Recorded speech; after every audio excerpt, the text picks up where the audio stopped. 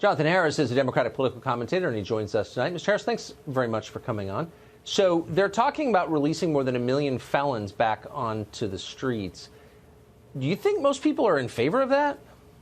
I think what they're referring to is not. I mean, I think when you say felon, I think you're thinking of, these boogeymen that are, that should be locked away forever. I think they're talking about people who are. I'm talking about people who are locked away, because that's what they're promising, to release half of all prison inmates. They are by definition felons. Right. No, what I'm saying is, in other words, that we believe that they are locked away, but that we believe they should be locked away. But there are people that I think what they're talking about, moreover, is just people who maybe are not necessarily felons, but people are also proposing people who are nonviolent offenders, drug offenders, things like that, releasing them out into the street. I mean, we incarcerate more people. Wait, hold on. I'm sorry. Hold on. I'm not going to let you get afield of what they actually said. People running major candidates, Pete Buttigieg among others, we just played the tape, are promising to let out half of all prison inmates in the United States. That they are not nonviolent offenders. Half of inmates are not nonviolent offenders. So that's a lot of violent felons are going to get released. A lot, by definition. So is that a winning message? Would that make this country better? What I'm saying is that as the United States is known for incarcerating more people than any other country in the world, I think what people believe is that there are some people who maybe don't need to be incarcerated. There are some people that we should maybe let back out into society that don't pose a threat to us, and that is the core of their message. All 2020 Democrats don't have the same platform. That's not what they're arguing. Issue. That's not what they're arguing. And I think what you just said is not a crazy idea. Of course, there are people who shouldn't be in prison who pose no threat. 80-year-old convicted felon, let him out. I get it. But 50% of all prison inmates, that's not nonviolent offenders. That's a wholesale prison break that would completely change this country forever.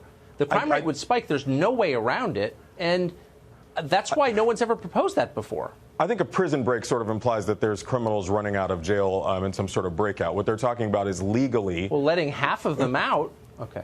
Right, that wouldn't be illegal. It wouldn't be a prison break. I mean, they wouldn't be breaking out of prison. They would be being legally released from prison. And the idea behind that, like I said, all 20-plus Democrats running for the presidency don't have the exact same policy on that. But most of them agree that there are low-level offenders right up to, depending on what their platform is, what you referenced. But that, again, being the nation that incarcerates the most people in the world, we probably could survive letting some of those people out. There is an entire industrial complex built on prison labor and incarcerating people who are predominantly marginalized people. Look, I understand what the talking points are. The fact is, this was an incredibly dangerous, violent country when I was a kid, and it no longer is.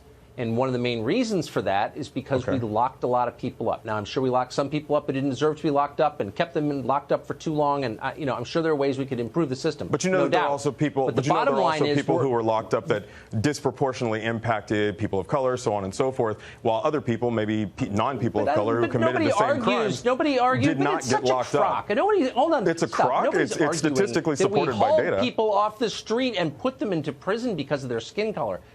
You're suggesting that America did not put people in jail because of their skin color?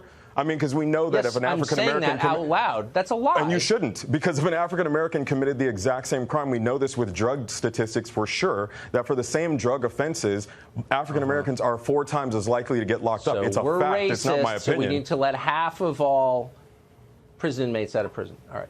I just gave you data, and you disagreed with it. You didn't give me data of any kind. I just gave you the data on drug offenses for African Americans being put away 4 times as much as their white counterparts for the same crime. I didn't make it up. Actually. It's not untrue.